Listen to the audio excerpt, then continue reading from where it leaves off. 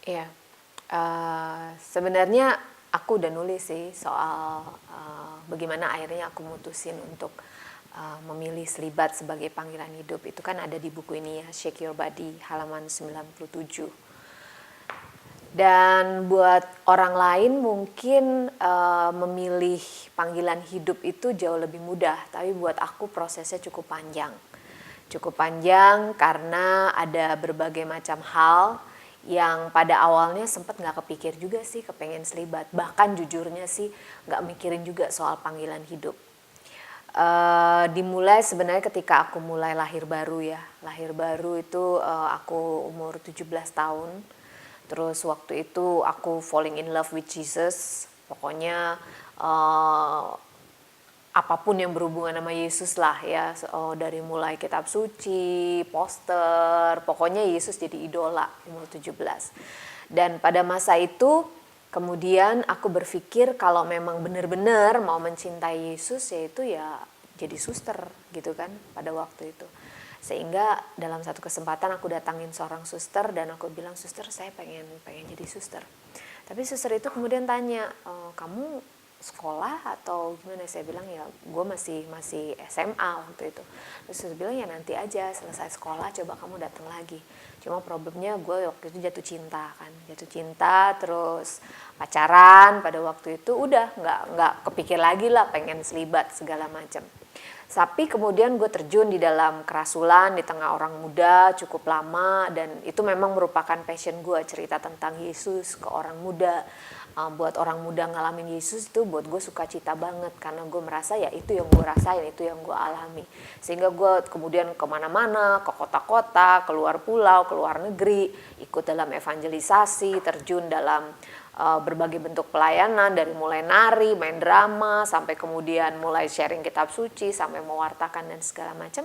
Gue cukup happy sih pada saat itu umur 20-an dan gue nggak merasa harus kudu-kudu cepet-cepet nikah juga pada waktu itu. Sampai kemudian termasuk juga ada background bahwa keluarga gue kan keluarga divorce, sehingga buat gue pernikahan itu nggak segampang itu gitu.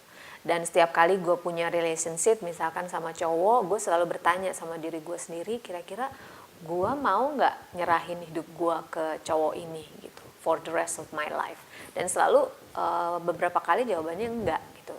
Tapi ya udah akhirnya gue cuekin, ya udah putus lah gitu ya, kemudian move on, lalu kemudian ya udah sibuk lagi pelayanan dan segala macam sampai masuk umur 30-an waktu itu. Nah, waktu umur 30-an gue tuh pernah diminta untuk jadi MC sama lektor di satu pernikahan dari salah satu sohib gue. Nah, selesai dari acara itu, sohib gue tuh kasih kartu thank you gitu. Nah, di kartu itu terus dia tulis, dia bilang, Rika, kalau memang panggilan hidup lu tuh menikah, udah jangan diperlama gitu. Nah, di situ pas gue baca itu ya, gue diem, gue kayak tercenung gitu ya, gue pikir panggilan. Selama itu gue nggak pernah mau mikirin secara serius gitu tentang panggilan, karena gue pikir ada sahabat gue yang lain juga ada nikah, cuma nikah berapa tahun udah cerai, pisah, KDRT gitu.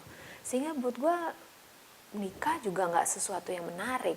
Tapi jadi selibat, ada kelompok selibat gue nggak suka banget karena isinya kesannya jutek, orang-orangnya gitu, beda nggak menarik lah buat gue untuk selibat seperti itu. Sehingga gue mulai berpikir, iya panggilan hidup gue itu sebenarnya apa? Gue sekarang umur gue udah 30 gitu.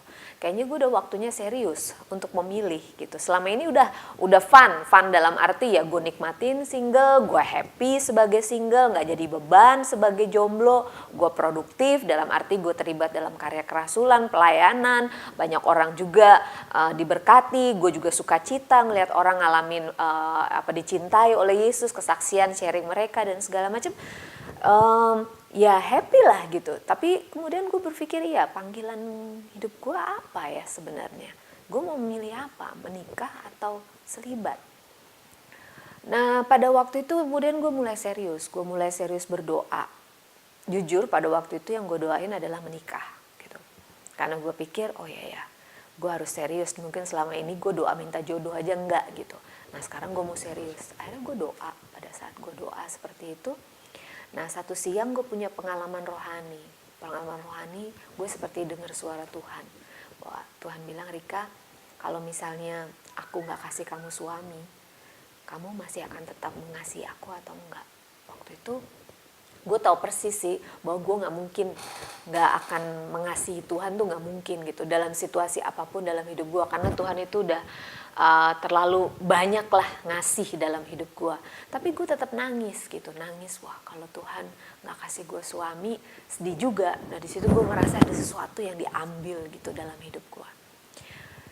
Tapi pada waktu itu pun yang pasti gue rasakan, gue jadi lebih free gitu, lebih free bahwa nggak menikah juga nggak jadi masalah sih dalam hidup gue. Yang penting gue punya Yesus gitu, karena buat gue Yesus adalah segalanya gitu. Tetap nggak memilih juga 30-an sampai masuk ke umur 40-an pada waktu itu. Nah ketika umur 40-an kan udah terlibat tuh di Domus Cordis pada waktu itu. Lalu kemudian mulai jalan tuh Tobit, Theology of the Body Insight, mulai jalan pada waktu itu, dan setiap faculty udah mulai milih tuh spesialisasinya di mana. Nah kalau gue milihnya ya di manusia asali, ketika manusia dalam kitab Kejadian, lalu kemudian manusia historis. Manusia historis biasanya si Rico yang bawain. Nah kemudian manusia eskatologis pada waktu itu kan Romo Desi, tapi kemudian Romo Desi kan keluar negeri pada waktu itu, sedangkan program berjalan, mau nggak mau ya gue harus gantiin untuk bawain tema itu. Nah akhirnya gue mulai belajar lah dari bukunya TOB-nya yang asli, yang Man and Woman He Created Them itu.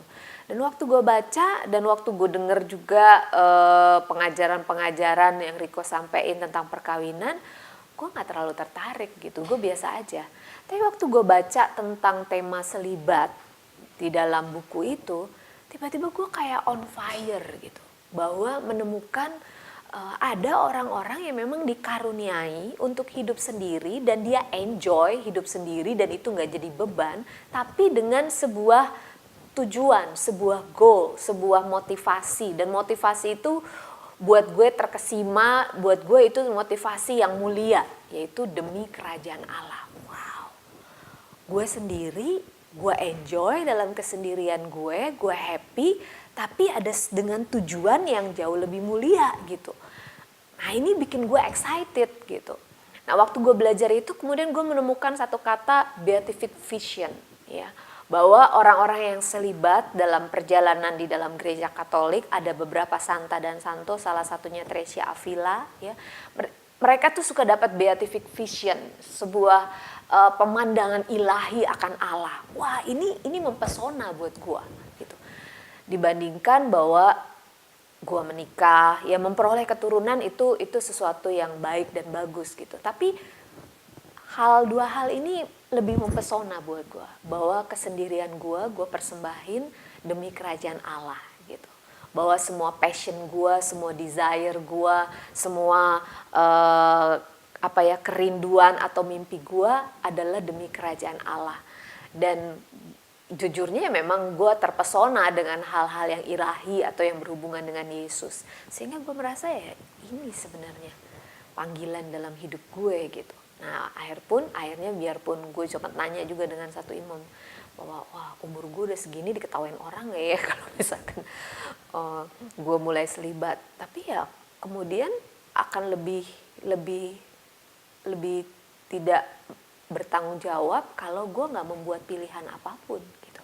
Menikah juga enggak, selibat juga enggak, dalam arti gue nggak berani keluar dari zona nyaman gue sendiri gitu. Nah dulu gue nggak mau memilih untuk selibat karena gue takut jangan-jangan gue milih untuk selibat karena background keluarga gue gitu, pernah bercerai. Nah gue nggak mau gue memutuskan untuk selibat karena background keluarga gue bercerai, tapi gue benar-benar mau karena memang gue yakin bahwa ini adalah panggilan hidup gue. Sementara buat gue Yesus juga bilang apapun panggilan dalam hidup gue, dia akan tetap mencintai gue dan akan tetap menyertai gue, sehingga mau gue menikah atau mau selibat, Yesus tetap akan mencintai gue. Tapi gue kemudian lebih memilih bahwa ini adalah panggilan yang membuat hidup gue lebih punya tujuan. Itu sih.